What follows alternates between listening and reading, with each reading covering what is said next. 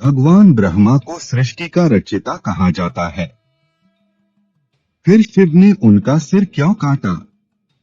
क्या हुआ था ऐसा जो ब्रह्मा जी को दंड देना पड़ा? ये कथा हमें सिखाती है कि ईश्वर भी अहंकार को नहीं सहते।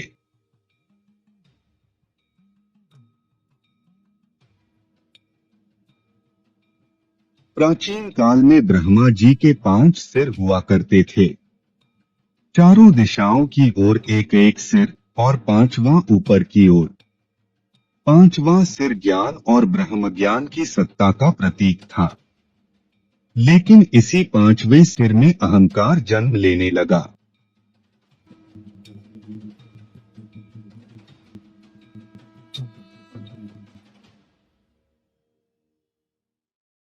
ब्रह्मा जी ने जब सृष्टि की रचना पूरी की तो उन्हें लगा मैं ही सर्वोच्च हूं, मेरे बिना कोई नहीं, यहां तक कि शिव भी नहीं।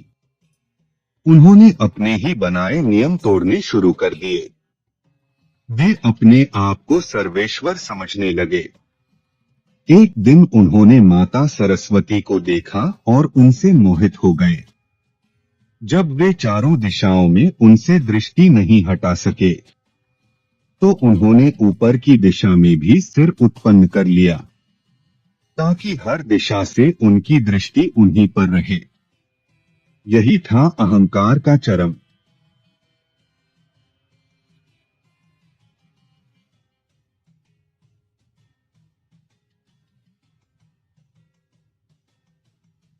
भगवान शिव को यह स्थिति अस्वीकार्य लगी।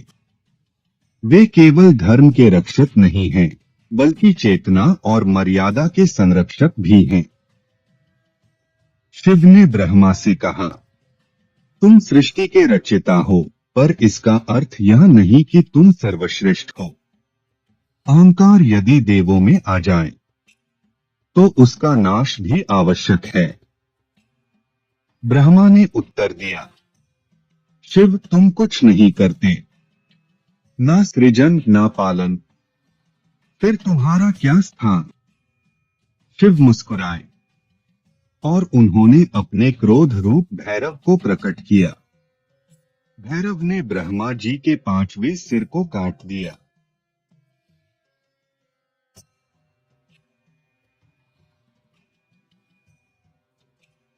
भले ही शिव ने धर्म के लिए यह किया था, लेकिन फिर भी यह ब्रह्म हत्या मानी गई।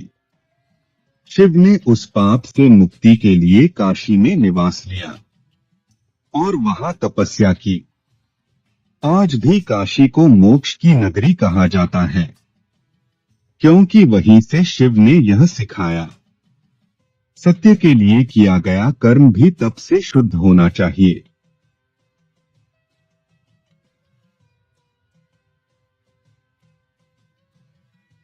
पांचवा सिर प्रतीक है अहंकार के उदय का।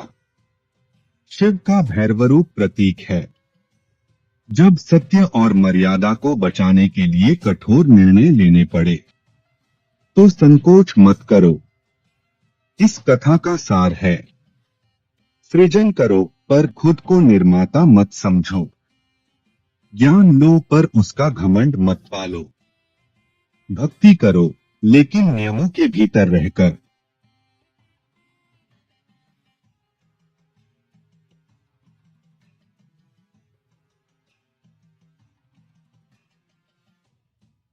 अगर आपने आज सीखा कि ब्रह्मा का सिर काटने की कथा केवल शक्ति नहीं, बल्कि संयम और चेतावनी का प्रतीक है, तो इस वीडियो को लाइक करें।